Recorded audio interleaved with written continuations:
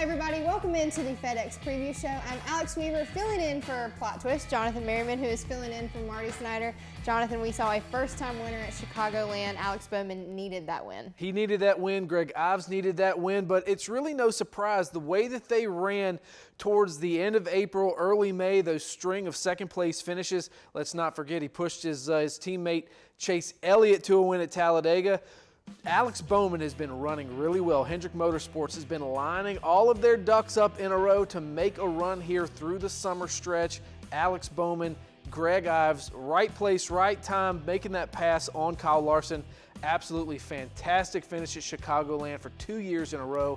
Great overall weekend. It's starting to become one of my favorite race weekends simply because of the finish. It's something about this place is just, you know, magic tends to happen at Chicagoland over the past 2 years. And I mean, definitely if I'm a fan in that area, I'm going to go get my Chicagoland tickets right now for next year. Absolutely. Well, we've talked a lot this year about Joe Gibbs Racing and Team Penske, but Hendrick is kind of starting to find some speed now. We're seeing Chase Elliott get a win at Talladega, now Bowman. We have Byron and Johnson that haven't gotten a win in that camp yet, but I feel like their time is coming. So can we put them up there with the ranks of those other two teams? I think they have a couple more rungs in the ladder to climb before we put them up there right now with Joe Gibbs Racing and Team Penske. I mean, those guys have won 15 or 16 races this year to Hendrick's 2. So Hendrick is trending in the right direction. They're doing what they need to do right now to put themselves in that conversation once the playoff starts. I wouldn't be surprised by the time we get through the end of the summer if a guy like Jimmy Johnson, who is running better than he was at the beginning of the year, William Byron, who's winning stages, leading laps, running better than he was at the beginning of the year,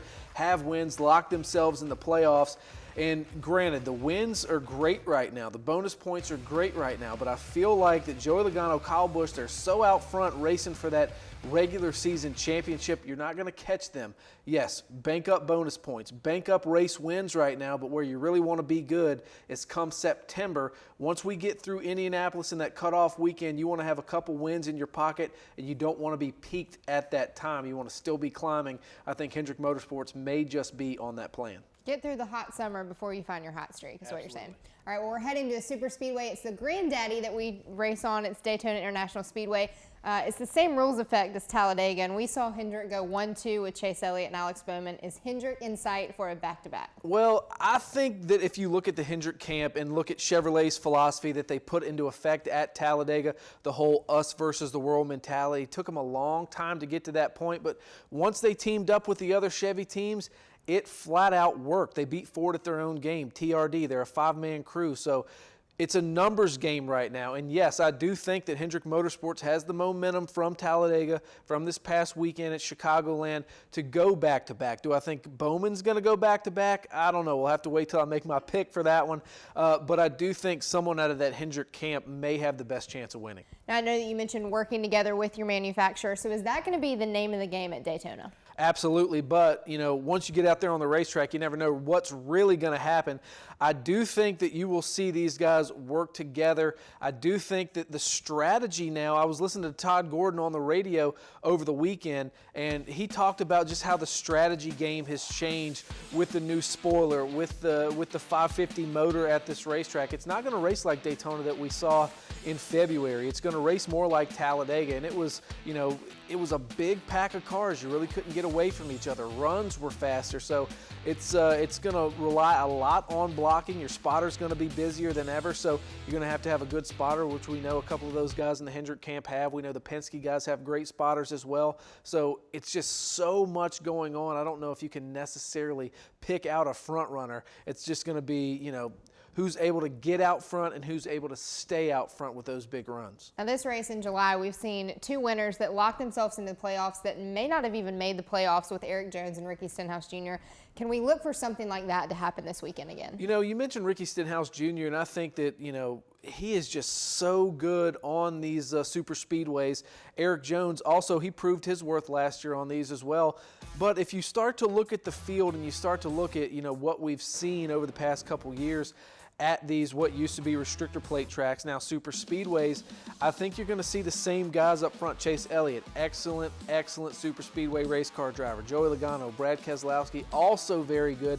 Alex Bowman starting to throw his name into the hat as well.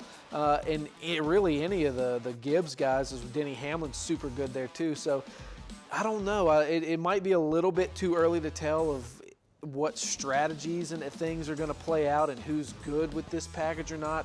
I think we're going to have to see a lot of people adapt. They have one race with these rules under their belt, so who learned the most at Talladega to implement that at Daytona is what we're going to find out. All right, well, you're in the hot seat this week, so I'm going to give you the guest honor of picking first. So who are you going with to win at Daytona? I have a funny feeling that the 48 team might end up back in victory lane. We didn't even talk about this I before. was going to go with Chase Elliott, but something tells me that the 48 has just been building and building and building. And look, people are down on Jimmy Johnson still, but he continues to take race cars that are broken and have problems and still finishes the race with them. I mean, he is climbing every single week. He's climbing every single week. Let's not forget, he won that preliminary race in Daytona at the beginning of the year. So why not put Jimmy Johnson back in victory lane for a points-paying race at Daytona? All right, I'm going to stay in the Hendrick camp, but I'm going to go with the young Willie B, and I'm going to go in the 24 camp. It's only a matter of time. He's leading laps. He's winning stages. Eric Jones got his first win last year. Why not? All right.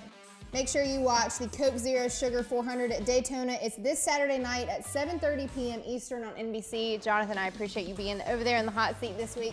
We'll see you guys next week before we head to Kentucky.